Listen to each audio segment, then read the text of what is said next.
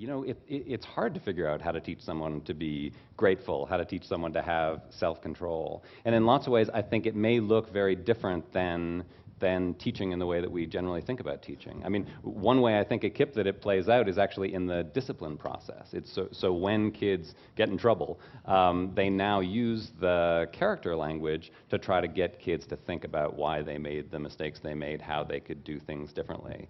And it's almost, I mean, it reminded me of a lot of the metacognitive techniques of cognitive behavioral therapy. It's really getting kids to slow down and think about what they're doing, think about why they're making the mistakes they're making, and change themselves. So that is really different than traditional teaching in the classroom. But my sense actually at KIPP and other places is that is going to be the tool that's most effective to help get these skills. Dominic, take us inside the classroom. How do you see it unfold? Right. So I think there's, I mean, I'm seeing it, I think it's, you want to sort of make it viral. You sort of want to make it part of the culture so that it becomes part of the, I mean, we've tried to put it into the, some of the language into our faculty evaluation systems, because I think if the faculty are actually not modeling these character strengths, then you can't expect the kids to do that.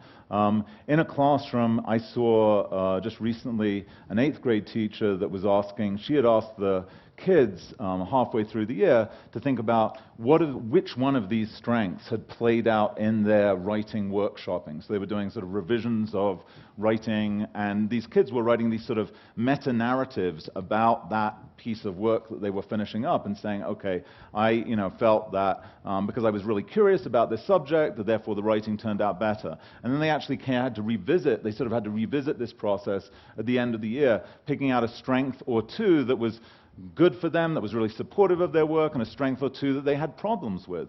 And I think, again, it's sort of suffused in the school, I think, is the way that it shouldn't, a lot of educational ideas, it's like you've got to develop a new course, a new program, buy some new technology. I mean, I think something like this, it's like just how do we change our language? How do we change our focus a bit? There's a lot of things going on in schools. How can you focus on these non-cognitive strengths in a way that's sort of cultural and pervasive and sort of viral? And teachers run with this stuff. I mean, it's sort of amazing. I mean, teachers have been using this on the playground during recess and talking to kids and about how they need to be more self-controlled, and using that language even with very, very young kids. And I think the earlier you do this, the research shows, the better it is.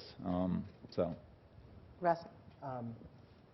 Two things. One is we absolutely integrate this into academic studies so that when you're in 9th grade English, you start off by learning about Carol Dweck's work on mindset, and the idea being that is intelligence fixed, or is intelligence something that if you practice, you get better? And there is a lot of research that growth mindset makes a tremendous difference in terms of learning outcomes. And actually simply knowing that language and simply understanding the research makes a difference in learning outcomes.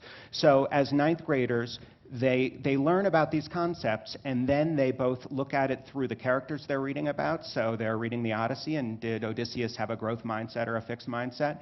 And then they're thinking about their own actual work throughout the year.